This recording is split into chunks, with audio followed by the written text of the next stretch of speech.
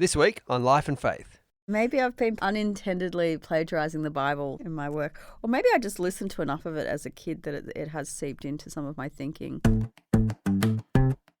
We have entered into an amusing ourselves to death moment in history. It doesn't make sense to me. If there is God, God's supposed to be free. I was 100% sure that I was sacrificing on the altar of truth my only chance for happiness in this world. Miracles don't necessarily change anybody's mind. They just get their attention. And so I had to run with my child on my back, the Easter army coming behind us. I said, gee, Uncle George, this is luxurious for a communist. Son, he said, nothing's too good for the worker, nothing.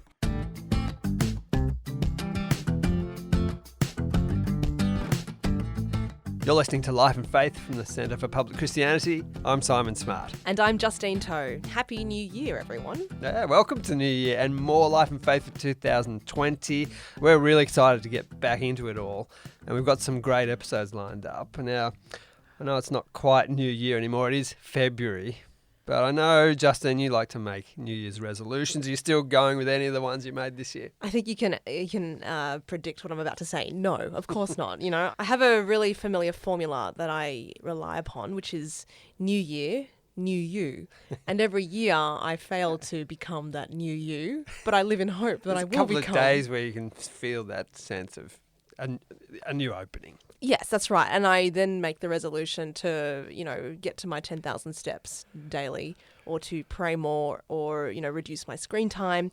And I break all of them, basically. What about you? Are you one for New Year's resolutions? We go on holidays every year with another family. And a year ago, I remembered this year, I made some statement about, in a year's time, I'm going to be able to touch my toes by this time next year. I stood on that balcony again this year. I couldn't get close. I'm really inflexible. Well, I think it's probably the experience of most people. It is certainly mine that you start off the new year with good intentions and then you inevitably fall away, right? Because reality sets in. Yeah. You're still you. Yeah, I'm sure plenty of people can identify with that feeling that they need to improve or have a fresh start.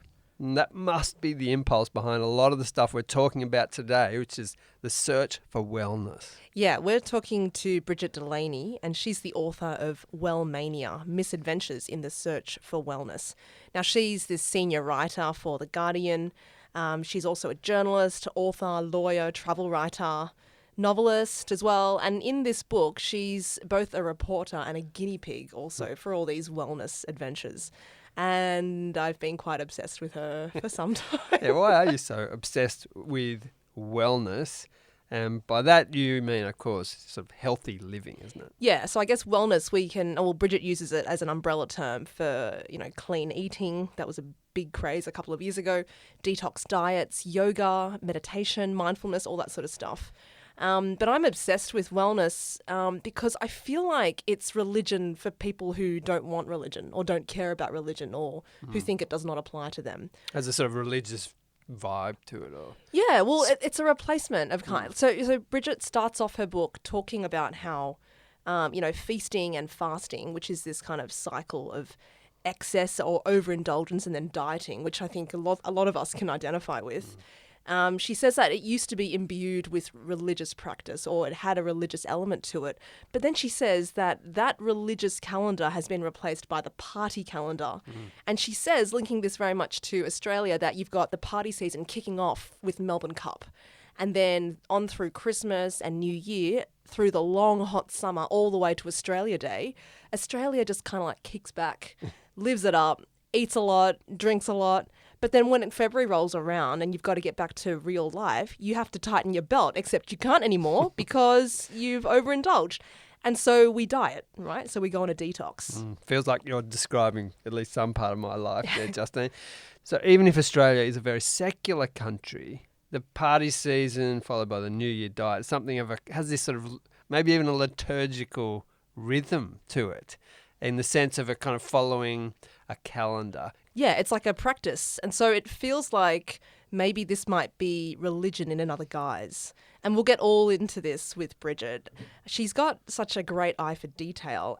And on that note, be warned, Sydney beachside suburb Bondi, which is the home of insufferably beautiful people, comes in for quite a bit of a ribbing.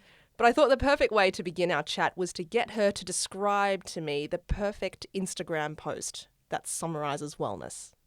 Well, it would have to be at Bondi Beach, which is the home of wellness, or Byron Bay. And it would be a woman in expensive yoga gear doing a one-armed handstand while a green smoothie is waiting for her in the background of the shot. And she's fit looking and toned, but not too gaunt. And she's got a borderline gaunt, let's be honest. Borderline gaunt, okay. She has a healthy tan, healthy hair, minimal makeup. It looks easy to achieve. It's actually very hard. You mentioned Bondi. In your book, Wellmania, you also talk about the Bondi paradox. How does that fit in with the picture of wellness that you've just sketched? Well, I've lived in Bondi off and on since the early 2000s, and I'm fascinated with it because it's almost become like a brand that's exported around the world. And there's a lot of yoga studios there, and there's a lot of juice bars, and it's now increasingly expensive to live there.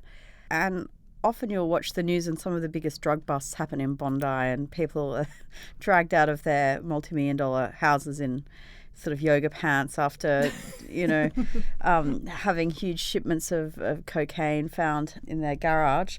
So it's a paradox because there's the party aspect of Sydney, which has always been located in and around Bondi, but there's also been this real aesthetic about wellness and about looking after yourself and looking after your body, whilst at the same time kind of trashing it on weekends. Yeah, in the book, I love how you put it. You talk about how the yoga is a corrective to the cocaine. Yeah. That's the Bondi paradox. Now, you describe your adventures in wellness, or misadventures, to pick up your book's title, through a series of words: clean, lean, and serene. Can you walk us through what each of those meant to you? In relation to Wellmania, clean is a detox that I did where I fasted for quite a long period of time in effort to rid myself of toxins and become clean.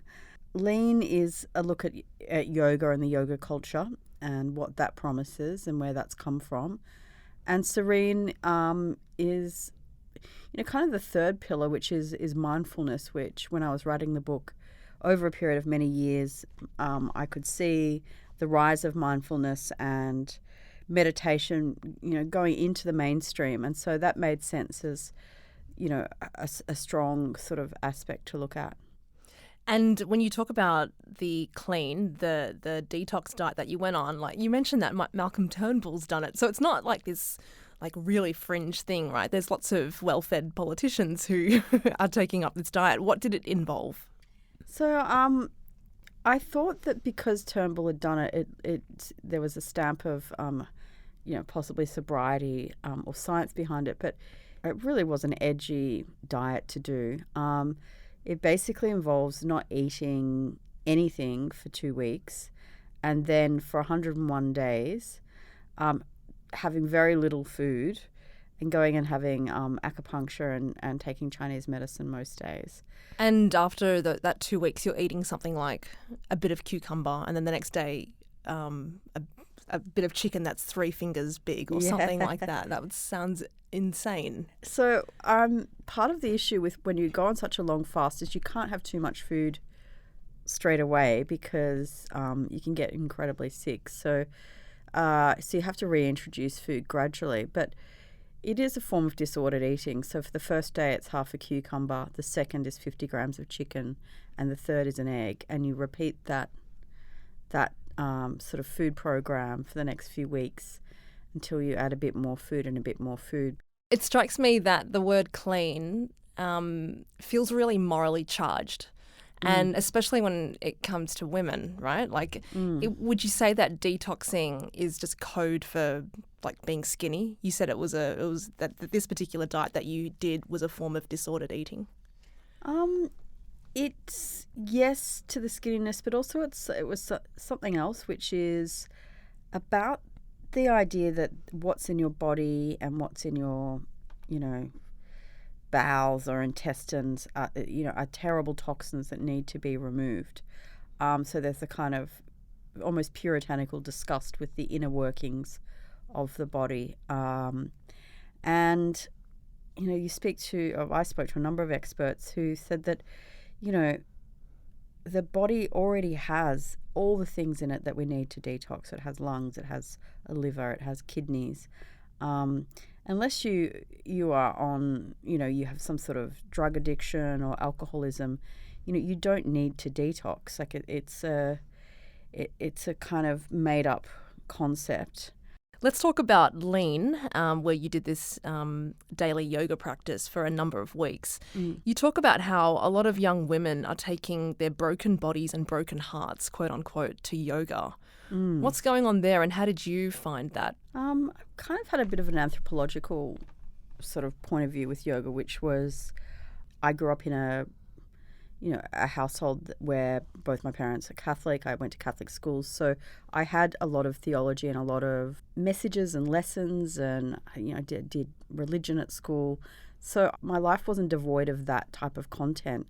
But a lot of people younger than me who were going to yoga, I got the sense that they hadn't had any instruction in their lives that had a moral or spiritual kind of element. Some of the yoga classes I was attending kind of really stepped into that breach. So a lot of classes at about 75% of the way in will have this thing that I call a nugget of truth, where the teacher will start talking about, bigger themes like connection or your heart or kind of compassion.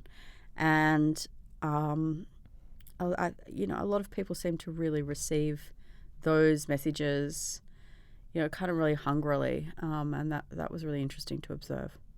Can you talk to me about your hunt for serenity? What does that encapsulate for you? What does that mean? I think serenity is the most important aspect of this book. Bodies will always change shape. People gain weight, they lose weight, they're well, they're unwell. It's in a state of flux. Likewise with yoga, people fall out of habits. But I was looking with serenity for something that could be a lasting thing. So a practice or some sort of, accord with the world where a lot of the ups and downs would even out. So you mean like a base from which you could live at, so that all the stuff happening on top would not hit you really deep? Yeah, exactly. So, and that was in many ways the most interesting search, because, all else flows from that. If you have a really good base, you can have a number of rough rides and it'll be okay. So, as I said, like meditation was becoming quite big when I started researching the book, and I was interested how difficult a lot of people found it, including myself. How hard it was to be still and to sit in a room and be quiet. And to quieten your mind. Whilst meditation was becoming really mainstream, so were smartphones. So it coincided, I think one of the first times I did a meditation retreat, which was in London in 2007, was probably around the same time that Facebook, that I joined Facebook and Facebook became mainstream. So it's kind of no accident that when we're being more distracted and disrupted than ever before, that we will search for an antidote to that. Totally. I think we are still finding our way through that maze, and mindfulness, as you say, has really hit the mainstream now. I was really struck by the definition that you offered of serenity in your book. You talk about how the words of a religious friend were really helpful to you. They described it as the peace that the world can't give. Now, I have to admit, when I read that, I was like, well, I've heard this before. And in the Bible, there's the Gospel of John, and Jesus says something about the peace that the world cannot give. It's what he can give people. Just let me break in here. The quote from Jesus, which Justine didn't have at hand during the interview, is this: "Peace I leave with you, my peace I give you. I do not give to you as the world gives. Do not let your hearts be troubled, and do not be afraid." You can find it if you plug John 14:17 into your search engine. Back to the interview. So can we talk more about that religious backstory that you've got? And were you aware of that resonance in the biblical text, or what's going on there? So it's been a long time since I've read the Bible. although I'm aware of the Gospels, I've always been interested in the social justice aspects of the New Testament and of Jesus, and I think that's really instructive. But there's a lot of movement in the Bible. There's a lot of, particularly the Old Testament. There's a lot of chaos, and there's a lot of big characters. So it's not necessarily a book or a text where peace jumps out immediately. I think you have to search for it. But amongst a number of religious figures from all religions that I connected with in this book, there was a base element in common, which was this serenity, and that was accessed through kind of a spiritual path. My turn to interrupt. At this point, I suggested to Brigid that she unwittingly quoted the Bible elsewhere in Wellmania.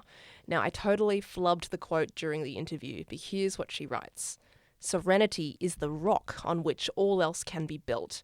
If your foundations are built on sand, then all that rests on them is liable to collapse. This is sounding familiar. If you're aware of the Gospel of Matthew, you'll know that this is channeling a well-known story Jesus told. It's often referred to as the parable about the wise and foolish builders. Well, Jesus says that people who base their life on his words are like those who build houses on rock, whereas those who don't are like houses built on sand, which can't withstand the storms of life. If you'd like to chase up that reference, just type Matthew 7:24 into your search engine. Back to the interview.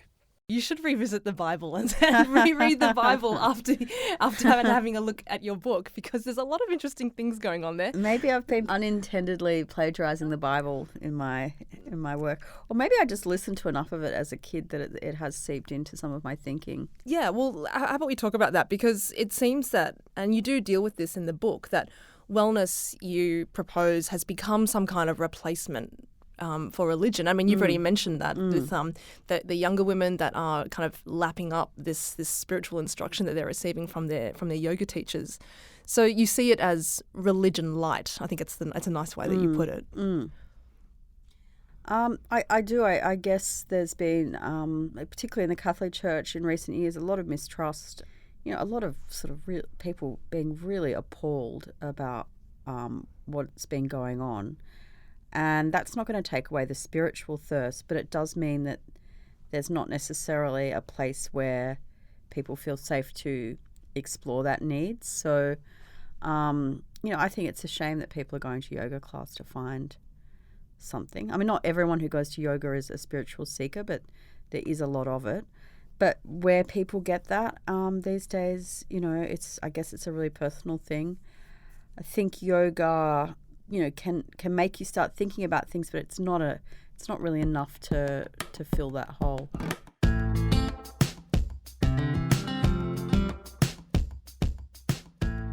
You're listening to Life and Faith from the Centre for Public Christianity, and Justine is talking to Brigid Delaney, a columnist with The Guardian, about her book Wellmania, Misadventures in the Search for Wellness.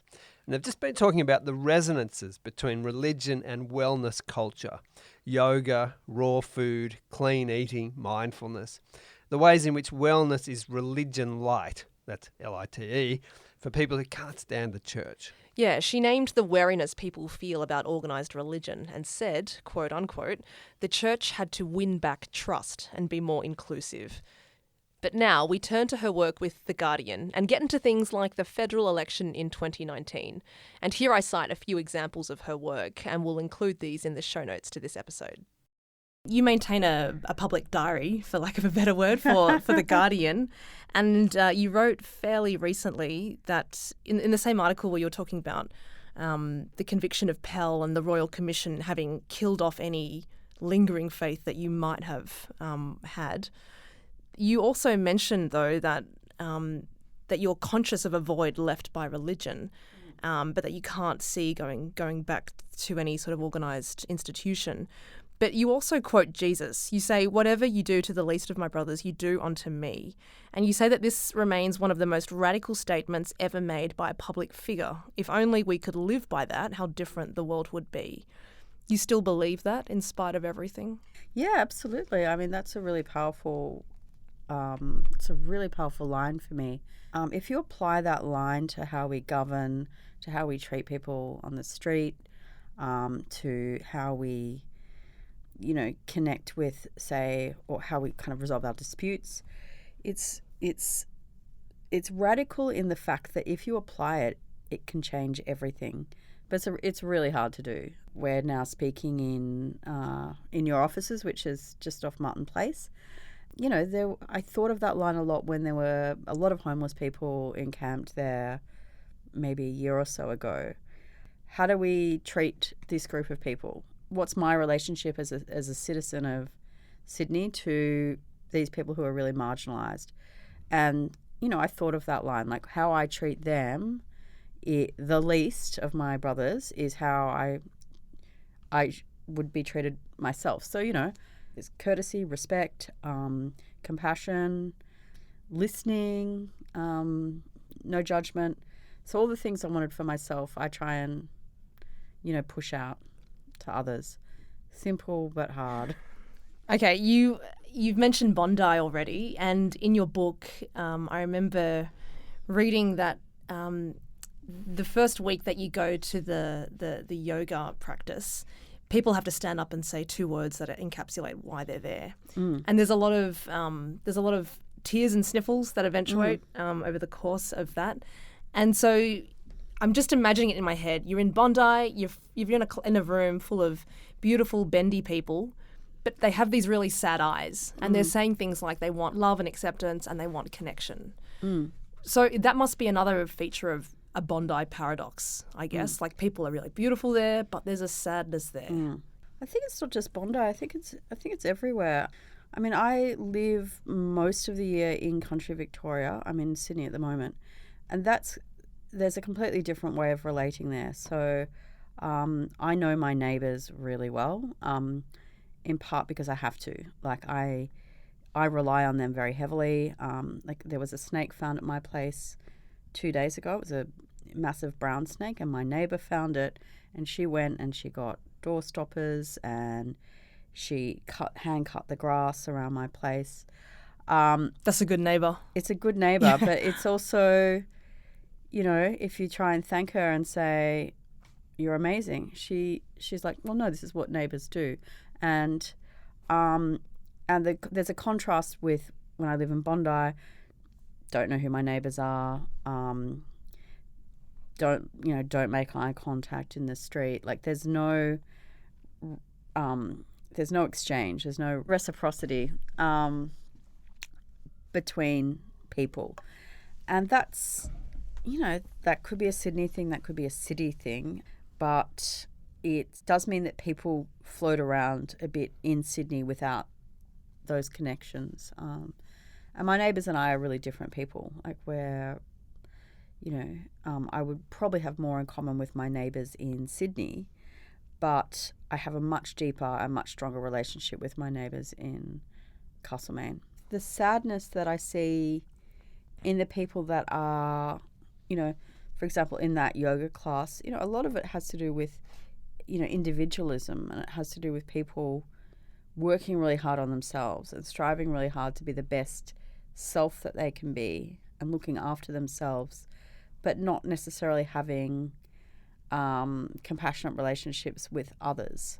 So they look great, and yet they kind of wonder, well, why don't I feel great? I look really good. I go to yoga every day. I only eat organic food, and I've got this great job, but yet there's something missing. Well, this is a huge theme that comes out in your book. You start to worry that wellness is a quote-unquote project of self that swaps social change for individual transformation. Yeah, that's still a concern of mine. There's been a sort of rise in the use of this word self-care, which actually is it's an African-American activist term, where black women would talk about needing time to care for themselves during the work that they were doing, in changing legislation or taking to the streets or marching. It's now kind of being co-opted by white women who are going to day spas, and self-care is all well and good, but what about collective care? that's something I think we have a bit more trouble with as a society. And you've gone to a lot of exotic wellness retreats across the globe, and it's out there that you're experiencing this sort of pampering that you're kind of having a laugh at now, but it is connected very much with the wellness industrial complex and that urge to self-care, and it's very expensive self-care at the expense of, you know, the water in Bali, which I know you're very concerned about because that rush to development has meant that there's not proper care taken with the environment. There's a couple of places in Bali that are in kind of mortal danger of you know, ecological collapse because the water table can't sustain the amount of tourism and development that's happening.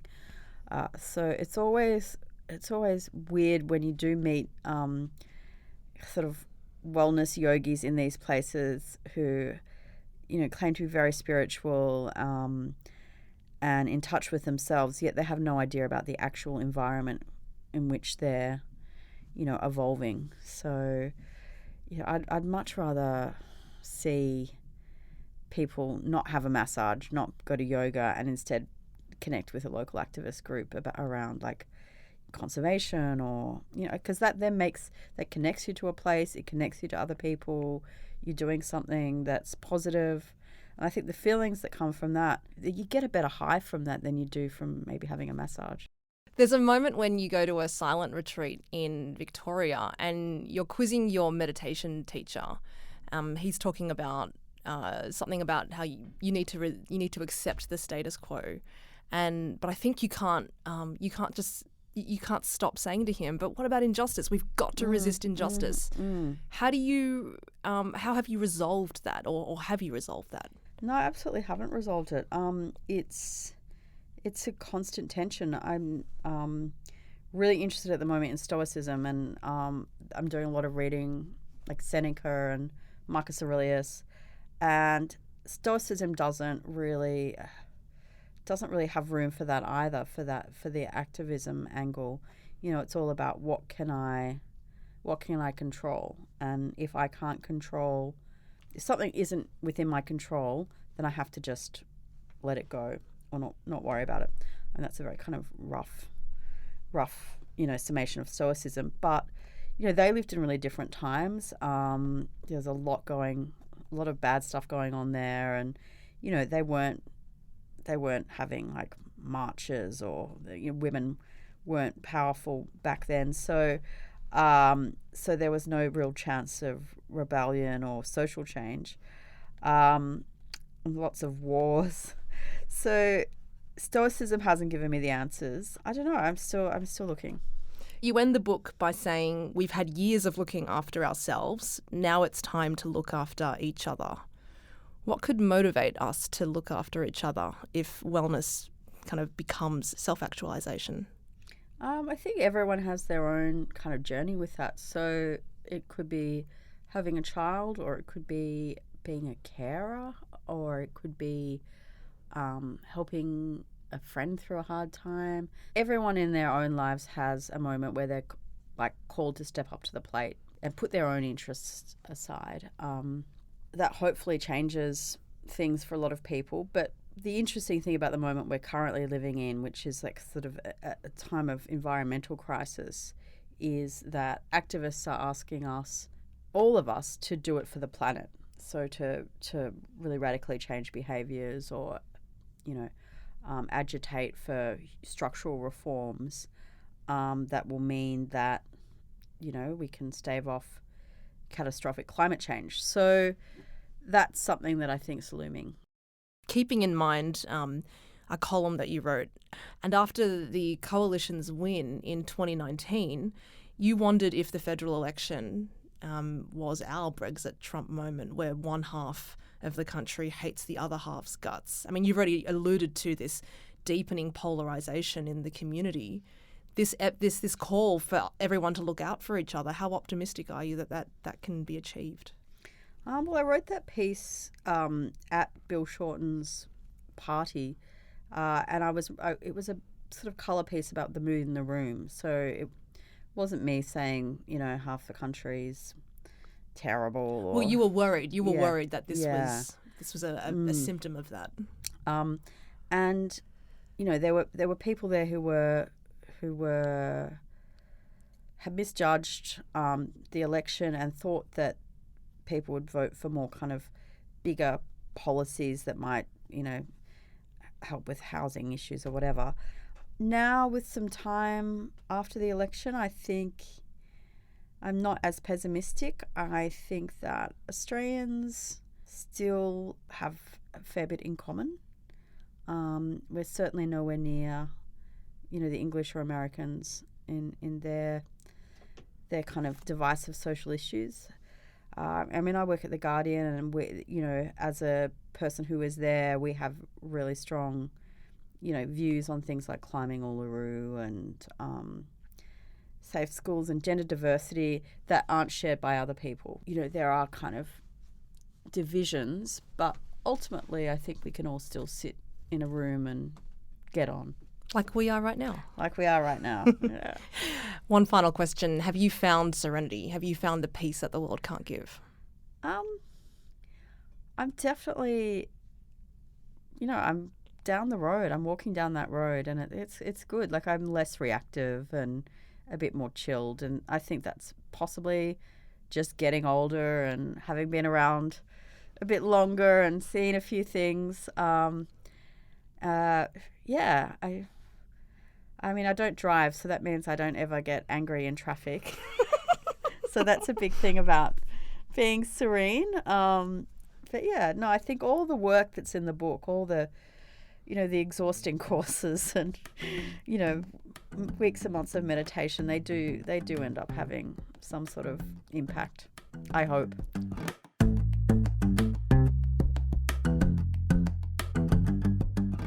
This has been Life and Faith from the Centre for Public Christianity with me, Simon Smart, and Justine Toe. Check out Brigid's book, Wellmania, Misadventures in the Search for Wellness. We'll also link to those Guardian columns I mentioned. Next week... Live from the Dolby Theatre at Hollywood and Highland, it's the Oscars. Today, Justin, we're going to talk about 3 stories, 2 films that came out recently and another from a couple of years ago, and all 3 deal with similar subject matter, and that is life within Nazi Germany, or Austria in one case, and people's response to this, and it seems to be a bit of the thing at the moment. There's lots of these films around. You're growing up too fast. 10-year-olds shouldn't be celebrating war and talking politics. Heil Hitler. If our leaders, if they're evil, what does one do? You have a duty to the fatherland. The church tells you so. You cannot say no to your race and your hope. You are a traitor.